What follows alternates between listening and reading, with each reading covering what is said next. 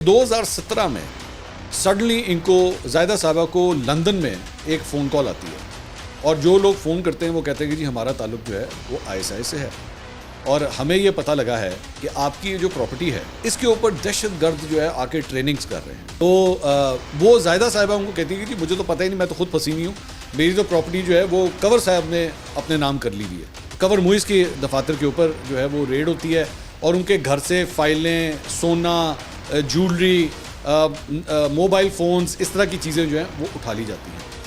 اس کے بعد یہ زاہدہ صاحبہ سے جو ہے وہ دوبارہ رابطہ ہوتا ہے اور ان سے کہا جاتا ہے کہ جی آپ ذرا پاکستان چکر لگائیں کیونکہ اب تو وہ اریسٹ ہو گئے ہیں.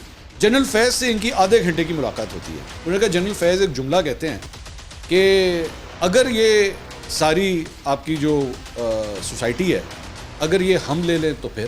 انہوں نے کہا میں نے ان سے کہا کہ نہیں, یہ میں خود جو ہے وہ اس کو رن کرنا چاہتی ہوں, میں اب آ گئی ہوں اور میں ان معاملات کو خود اپنے ٹیک اوور کرنا چاہتی ہوں, تو میں دینا نہیں چاہتی کسی کو. یہ جو زاہدہ جاوید صاحبہ ہیں ان کا یہ کہنا ہے کہ میں نے تو یہ بھی آبزرو کیا جنرل فیض اور کنول بوئز کے معاملات تو ایکچولی آپس میں سیٹ ہونا شروع ہو گئے. آپ ہمیں بالکل لفٹ نہیں کراتے ہیں, پتہ نہیں کیا چکر ہے. کمال پوری کوشش کر چکے ہیں, کمال کرتے ہیں, ساری لفٹ آپ کے لیے. نہیں صحیح بتا رہا, میں تو گلہ کر رہا ہوں. اچھا گلا کر رہے ہیں, نہیں کہ کیا ہوا ایسا؟ چلو میں وہ بریگیڈر صاحب ہے ہمارا, میں اس کو بھیجوں گا. ایک کام ہے, ان کو 2 پرانے چینل کا لائسنس ہم نے اس کو کیا تھا, بیچے تھے, تو ان کو وہ لائسنس پھنسے ہوئے ہیں. وہ تو ذرا آپ ایک اسپیشل مہربانی کروا دیں. فیض حمید کی جو کرپشن کے معاملات ہیں وہ بھی بہت سے واضح ہیں جی.